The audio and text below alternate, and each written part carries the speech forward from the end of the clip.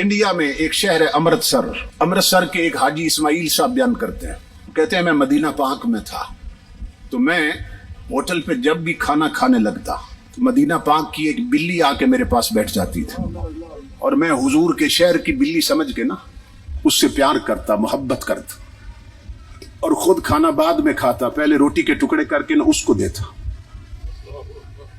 یوں ہی میرا وقت گزر رہا تھا، جب بھی کھانا کھانے لگتا بلی آ جاتی اور میں اس کی خدمت کرتا۔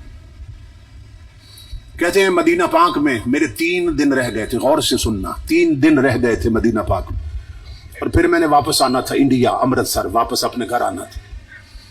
تو میں نے دسترخوان لگایا نا ہوٹل پہ، حسب معمول بلی آ کے پاس بیٹھ گئی، میں روٹی کے ٹکڑے کرنے لگ گیا اور میں دل میں سوچنے لگ گیا کہ یہ بلی مجھ سے مانوس ہو گئی ہے،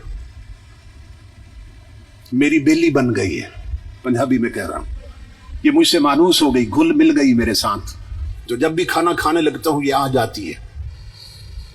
تو میں نے 3 دن کے بعد وطن واپس جانا ہے، تو میں کیوں نہ حضور کے شہر کی بلی اپنے ساتھ لے جاؤں،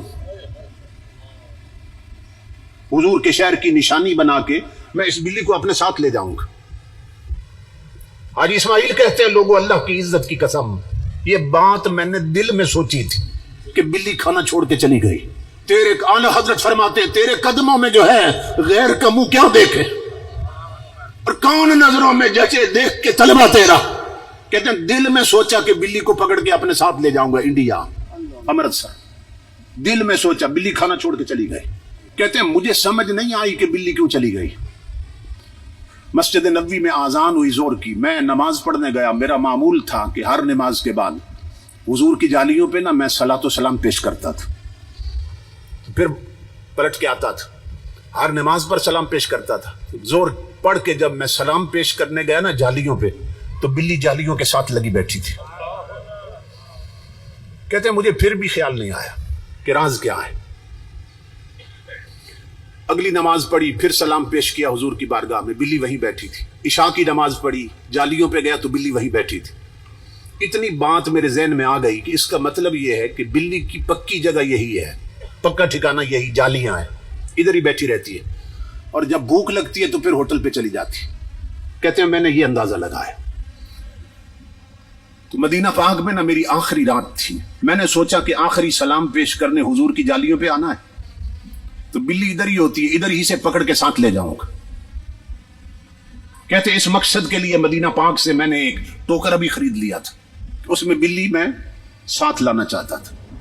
کہتے ہیں مدینہ میں میری آخری رات تھی۔ کہتے ہیں لوگوں اللہ کی عزت کی قسم جب رات کو میں سو گیا میرا مقدر جاگ اٹھا، میں نے خواب دیکھا، امام الانبیاء خواب میں تشریف لیا ہے، میں قدموں پہ گرا، میں نے عرض کی میرے آقا بڑا کرم فرما دیا آپ نے، بڑی عنایت کر دی، مجھے اپنا دیدار عطا کیا۔ امام الانبیاء نے فرمایا حاجی اسماعیل تو اس لائق نہیں تھا کہ تجھے دیدار کرایا جاتا، مگر مجھے آنا پڑا، حضور نے فرمایا۔ میں نے عرض کیا آقا کیسے تشریف لائے؟ امام الانبیاء نے فرمایا حاجی اسماعیل خبردار، خود جا سکتے ہو، میرے مدینے کی بلی نہیں لے جا سکتے ہو۔ حاجی اسماعیل کہتے ہیں میں خواب میں قدموں پہ گرا، میں نے عرض کی اللہ کے حبیب یہ تو بات میں نے کسی سے ذکر نہیں کی، بتایا نہیں، اپنے دل کا فیصلہ تھا کہ بلی ساتھ لے جانی ہے۔ امام الانبیاء نے فرمایا آج کی بات نہیں ہے، 3 دن ہو گئے وہ کچھ کھائے پیے بغیر میری جالیوں سے لپٹ کے فریاد کر رہی ہے کہ اے تاجدار مدینہ مجھے تیرے شہر سے جدا کرنا چاہتا ہے، مجھے بھوکا رہنا منظور ہے، مدینے کی جدائی منظور نہیں ہے، آقا مجھے بچا لیں، مجھے مدینے سے جدا کر رہا ہے۔ امام الانبیاء نے فرمایا حاجی اسماعیل میں حکم دینے آیا ہوں، خود جا سکتے ہو، مدینہ کی بلی نہیں لے جا سکتے۔ میں نے جب یہ واقعہ پڑھا امام الانبیاء کے غلاموں تو ذہن میں بات آئی، جو رسول بلیوں کی سنتا ہے وہ امت کی بیٹیوں کی کیسے نہیں سنے گا؟ اگر بیٹیاں بن کے رہیں، اگر بیٹیوں کے سر سے دوپٹے اتر جائیں وہ امت کی بیٹیاں نہیں رہتی، اگر ان کے آدھے جسم ننگے ہو جائیں وہ پھر بیٹیاں نہیں رہتی، اگر وہ میک اپ کر کے بے پردہ بازاروں اور پارکوں میں پھریں تو پھر وہ امت کی بیٹیاں نہیں رہتی ہیں۔